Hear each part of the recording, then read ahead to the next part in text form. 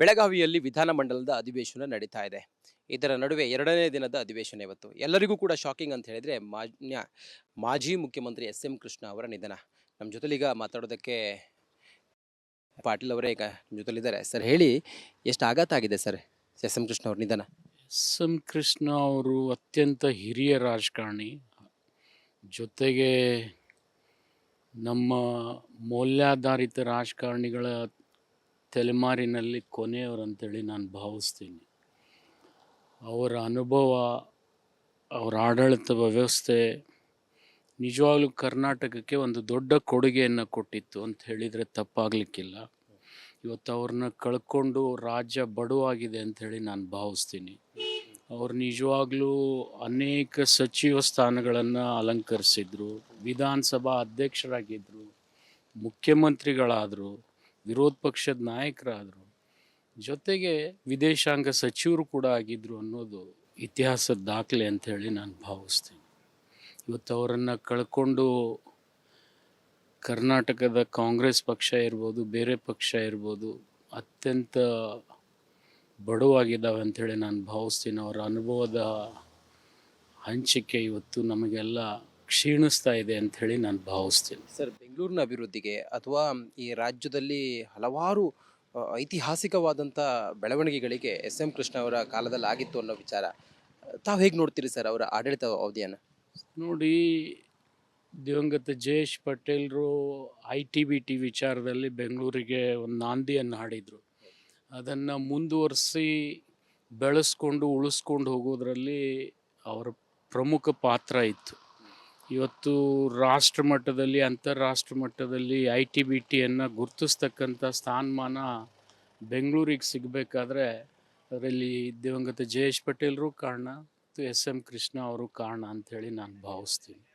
ಜೊತೆಗೆ ಕಾಂಗ್ರೆಸ್ ಪಕ್ಷಕ್ಕೆ ಪಾಂಚಜನ್ಯ ಯಾತ್ರೆಯನ್ನು ಮಾಡಿ ಒಂದು ವಿಶೇಷವಾದಂಥ ಶಕ್ತಿ ತುಂಬಿ ಅಧಿಕಾರಕ್ಕೆ ತರ್ತಕ್ಕಂಥದ್ರಲ್ಲೂ ಕೂಡ ಪ್ರಮುಖ ಪಾತ್ರ ವಹಿಸಿದರು.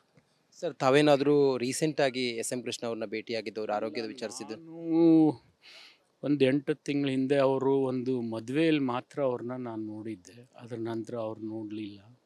ಇವತ್ತು ಅವ್ರಿಗೆ ವಿಶೇಷವಾಗಿ ಕೊನೆ ಹಂತದಲ್ಲಿ ಸಿದ್ಧಾರ್ಥ ಅವರನ್ನು ಕಳ್ಕೊಂಡ್ಮೇಲೆ ಅವರಿಗೆ ದೊಡ್ಡ ಮಾನಸಿಕ ಆಘಾತ ಆಯಿತು ಅಂಥೇಳಿ ನಾನು ಭಾವಿಸ್ತೀನಿ. ಈ ಹಿನ್ನೆಲೆಯಲ್ಲಿ ಈ ದುಃಖವನ್ನು ಸಹಿಸ್ತಕ್ಕಂಥ ಶಕ್ತಿ ಭಗವಂತ ಅವ್ರ ಕುಟುಂಬಕ್ಕೆ ಕೊಡಲಿ ಅಂಥೇಳಿ ನಾನು ಹಾರೈಸ್ತೀನಿ. ಸರ್, ಈಗ ಸೆಷನ್ ನಡೀತಾ ಇದೆ. ಈ ಹಿನ್ನೆಲೆಯಲ್ಲಿ ಮುಖ್ಯಮಂತ್ರಿಗಳು ಏನಾದರೂ ಸೂಚನೆ ಕೊಟ್ಟಿದ್ದಾರಾ? ಎಲ್ಲ ಅಲ್ಲಿಗೆ ಹೋಗೋದ್ರ ಬಗ್ಗೆ, ತಾವೇನಾದರೂ ಹೋಗೋದ್ರ ಬಗ್ಗೆ? ಯಾರಿಗೂ ಅದು ಇನ್ನೂ ನಮಗೆ ಯಾರಿಗೂ ತಿಳುವಳಿಕೆಗೂ ಬಂದಿಲ್ಲ. ಯಾಕಂದರೆ ಈಗ ತಾನೇ ಬೆಳಗ್ಗೆ ನಾನು ಈ ಸುದ್ದಿಯನ್ನು ಕೇಳಿದ್ದೀನಿ. ರಾತ್ರಿ ಕೂಡ ನನಗೆ ಗೊತ್ತಿರಲಿಲ್ಲ. ನಿಜವಾಗ್ಲೂ ಇದು ಒಂದು ಆಘಾತಕರ ಸುದ್ದಿ ಅಂಥೇಳಿ ನಾನು ಭಾವಿಸ್ತೀನಿ. Thank you sir, thank you.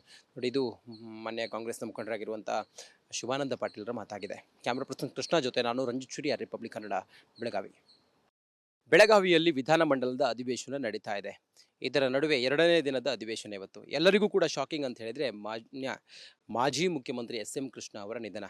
ನಮ್ಮ ಜೊತೆಲೀಗ ಮಾತಾಡೋದಕ್ಕೆ ಪಾಟೀಲ್ ಅವರೇ ಈಗ ನಮ್ಮ ಜೊತೆಲಿದ್ದಾರೆ. ಸರ್ ಹೇಳಿ, ಎಷ್ಟು ಆಘಾತ ಆಗಿದೆ ಸರ್ ಎಸ್ ಎಂ ಕೃಷ್ಣ ಅವ್ರ ನಿಧನ? ಎಸ್ ಎಂ ಕೃಷ್ಣ ಅವರು ಅತ್ಯಂತ ಹಿರಿಯ ರಾಜಕಾರಣಿ, ಜೊತೆಗೆ ನಮ್ಮ ಮೌಲ್ಯಾಧಾರಿತ ರಾಜಕಾರಣಿಗಳ ತಲೆಮಾರಿನಲ್ಲಿ ಕೊನೆಯವರು ಅಂತೇಳಿ ನಾನು ಭಾವಿಸ್ತೀನಿ. ಅವರ ಅನುಭವ, ಅವರ ಆಡಳಿತ ವ್ಯವಸ್ಥೆ ನಿಜವಾಗ್ಲೂ ಕರ್ನಾಟಕಕ್ಕೆ ಒಂದು ದೊಡ್ಡ ಕೊಡುಗೆಯನ್ನು ಕೊಟ್ಟಿತ್ತು ಅಂತ ಹೇಳಿದರೆ ತಪ್ಪಾಗಲಿಕ್ಕಿಲ್ಲ. ಇವತ್ತು ಅವ್ರನ್ನ ಕಳ್ಕೊಂಡು ರಾಜ್ಯ ಬಡವಾಗಿದೆ ಅಂಥೇಳಿ ನಾನು ಭಾವಿಸ್ತೀನಿ. ಅವ್ರು ನಿಜವಾಗ್ಲೂ ಅನೇಕ ಸಚಿವ ಸ್ಥಾನಗಳನ್ನು ಅಲಂಕರಿಸಿದ್ರು, ವಿಧಾನಸಭಾ ಅಧ್ಯಕ್ಷರಾಗಿದ್ದರು, ಮುಖ್ಯಮಂತ್ರಿಗಳಾದರು, ವಿರೋಧ ಪಕ್ಷದ ನಾಯಕರಾದರು, ಜೊತೆಗೆ ವಿದೇಶಾಂಗ ಸಚಿವರು ಕೂಡ ಆಗಿದ್ದರು ಅನ್ನೋದು ಇತಿಹಾಸದ ದಾಖಲೆ ಅಂಥೇಳಿ ನಾನು ಭಾವಿಸ್ತೀನಿ. ಇವತ್ತು ಅವರನ್ನು ಕಳ್ಕೊಂಡು ಕರ್ನಾಟಕದ ಕಾಂಗ್ರೆಸ್ ಪಕ್ಷ ಇರ್ಬೋದು, ಬೇರೆ ಪಕ್ಷ ಇರ್ಬೋದು, ಅತ್ಯಂತ ಬಡವಾಗಿದ್ದಾವೆ ಅಂಥೇಳಿ ನಾನು ಭಾವಿಸ್ತೀನಿ. ಅವರ ಅನುಭವದ ಹಂಚಿಕೆ ಇವತ್ತು ನಮಗೆಲ್ಲ ಕ್ಷೀಣಿಸ್ತಾ ಇದೆ ಅಂಥೇಳಿ ನಾನು ಭಾವಿಸ್ತೀನಿ. ಸರ್, ಬೆಂಗಳೂರಿನ ಅಭಿವೃದ್ಧಿಗೆ ಅಥವಾ ಈ ರಾಜ್ಯದಲ್ಲಿ ಹಲವಾರು ಐತಿಹಾಸಿಕವಾದಂಥ ಬೆಳವಣಿಗೆಗಳಿಗೆ ಎಸ್ ಎಂ ಕೃಷ್ಣ ಅವರ ಕಾಲದಲ್ಲಿ ಆಗಿತ್ತು ಅನ್ನೋ ವಿಚಾರ ತಾವು ಹೇಗೆ ನೋಡ್ತೀರಿ ಸರ್ ಅವರ ಆಡಳಿತ ಅವಧಿಯನ್ನು? ನೋಡಿ, ದಿವಂಗತ ಜಯೇಶ್ ಪಟೇಲ್ರು ITBT ವಿಚಾರದಲ್ಲಿ ಬೆಂಗಳೂರಿಗೆ ಒಂದು ನಾಂದಿಯನ್ನು ಹಾಡಿದರು. ಅದನ್ನು ಮುಂದುವರಿಸಿ ಬೆಳೆಸ್ಕೊಂಡು ಉಳಿಸ್ಕೊಂಡು ಹೋಗೋದ್ರಲ್ಲಿ ಅವರ ಪ್ರಮುಖ ಪಾತ್ರ ಇತ್ತು. ಇವತ್ತು ರಾಷ್ಟ್ರ ಮಟ್ಟದಲ್ಲಿ ಅಂತಾರಾಷ್ಟ್ರ ಮಟ್ಟದಲ್ಲಿ ITBTಯನ್ನು ಗುರುತಿಸ್ತಕ್ಕಂಥ ಸ್ಥಾನಮಾನ ಬೆಂಗಳೂರಿಗೆ ಸಿಗಬೇಕಾದ್ರೆ ಅದರಲ್ಲಿ ದಿವಂಗತ ಜಯೇಶ್ ಪಟೇಲ್ರು ಕಾರಣ ಮತ್ತು SM ಕೃಷ್ಣ ಅವರು ಕಾರಣ ಅಂಥೇಳಿ ನಾನು ಭಾವಿಸ್ತೀನಿ.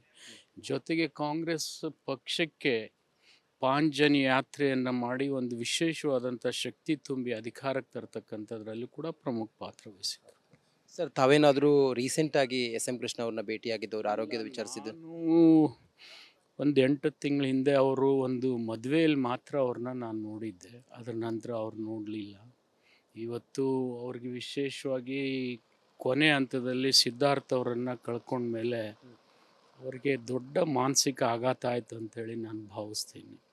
ಈ ಹಿನ್ನೆಲೆಯಲ್ಲಿ ಈ ದುಃಖವನ್ನು ಸಹಿಸ್ತಕ್ಕಂಥ ಶಕ್ತಿ ಭಗವಂತ ಅವ್ರ ಕುಟುಂಬಕ್ಕೆ ಕೊಡಲಿ ಅಂಥೇಳಿ ನಾನು ಹಾರೈಸ್ತೀನಿ. ಸರ್, ಈಗ ಸೆಷನ್ ನಡೀತಾ ಇದೆ. ಈ ಹಿನ್ನೆಲೆಯಲ್ಲಿ ಮುಖ್ಯಮಂತ್ರಿಗಳು ಏನಾದರೂ ಸೂಚನೆ ಕೊಟ್ಟಿದ್ದಾರಾ? ಎಲ್ಲ ಅಲ್ಲಿಗೆ ಹೋಗೋದ್ರ ಬಗ್ಗೆ, ತಾವೇನಾದರೂ ಹೋಗೋದ್ರ ಬಗ್ಗೆ? ಯಾರಿಗೂ ಅದು ಇನ್ನೂ ನಮಗೆ ಯಾರಿಗೂ ತಿಳುವಳಿಕೆಗೂ ಬಂದಿಲ್ಲ. ಯಾಕಂದರೆ ಈಗ ತಾನೇ ಬೆಳಗ್ಗೆ ನಾನು ಈ ಸುದ್ದಿಯನ್ನು ಕೇಳಿದ್ದೀನಿ. ರಾತ್ರಿ ಕೂಡ ನನಗೆ ಗೊತ್ತಿರಲಿಲ್ಲ. ನಿಜವಾಗ್ಲೂ ಇದು ಒಂದು ಆಘಾತಕರ ಸುದ್ದಿ ಅಂಥೇಳಿ ನಾನು ಭಾವಿಸ್ತೀನಿ. Thank you sir, thank you. ನೋಡಿ, ಇದು ಮೊನ್ನೆ ಕಾಂಗ್ರೆಸ್ನ ಮುಖಂಡರಾಗಿರುವಂಥ ಶಿವಾನಂದ ಪಾಟೀಲ್ರ ಮಾತಾಗಿದೆ. ಕ್ಯಾಮ್ರಾ ಪರ್ಸನ್ ಕೃಷ್ಣ ಜೊತೆ ನಾನು ರಂಜಿತ್ ಚುರಿ, ರಿಪಬ್ಲಿಕ್ ಕನ್ನಡ, ಬೆಳಗಾವಿ. ಬೆಳಗಾವಿಯಲ್ಲಿ ವಿಧಾನಮಂಡಲದ ಅಧಿವೇಶನ ನಡೀತಾ ಇದೆ. ಇದರ ನಡುವೆ 2ನೇ ದಿನದ ಅಧಿವೇಶನ ಇವತ್ತು. ಎಲ್ಲರಿಗೂ ಕೂಡ ಶಾಕಿಂಗ್ ಅಂತ ಹೇಳಿದರೆ ಮಾಜಿ ಮುಖ್ಯಮಂತ್ರಿ SM ಕೃಷ್ಣ ಅವರ ನಿಧನ. ನಮ್ಮ ಜೊತೆಲೀಗ ಮಾತಾಡೋದಕ್ಕೆ ಪಾಟೀಲ್ ಅವರೇ ಈಗ ನಮ್ಮ ಜೊತೆಲಿದ್ದಾರೆ. ಸರ್, ಹೇಳಿ, ಎಷ್ಟು ಆಘಾತ ಆಗಿದೆ ಸರ್ SM ಕೃಷ್ಣ ಅವ್ರ ನಿಧನ? SM ಕೃಷ್ಣ ಅವರು ಅತ್ಯಂತ ಹಿರಿಯ ರಾಜಕಾರಣಿ, ಜೊತೆಗೆ ನಮ್ಮ ಮೌಲ್ಯಾಧಾರಿತ ರಾಜಕಾರಣಿಗಳ ತಲೆಮಾರಿನಲ್ಲಿ ಕೊನೆಯವರು ಅಂತೇಳಿ ನಾನು ಭಾವಿಸ್ತೀನಿ. ಅವರ ಅನುಭವ, ಅವರ ಆಡಳಿತ ವ್ಯವಸ್ಥೆ ನಿಜವಾಗ್ಲೂ ಕರ್ನಾಟಕಕ್ಕೆ ಒಂದು ದೊಡ್ಡ ಕೊಡುಗೆಯನ್ನು ಕೊಟ್ಟಿತ್ತು ಅಂತ ಹೇಳಿದರೆ ತಪ್ಪಾಗಲಿಕ್ಕಿಲ್ಲ. ಇವತ್ತು ಅವ್ರನ್ನ ಕಳ್ಕೊಂಡು ರಾಜ್ಯ ಬಡವಾಗಿದೆ ಅಂಥೇಳಿ ನಾನು ಭಾವಿಸ್ತೀನಿ.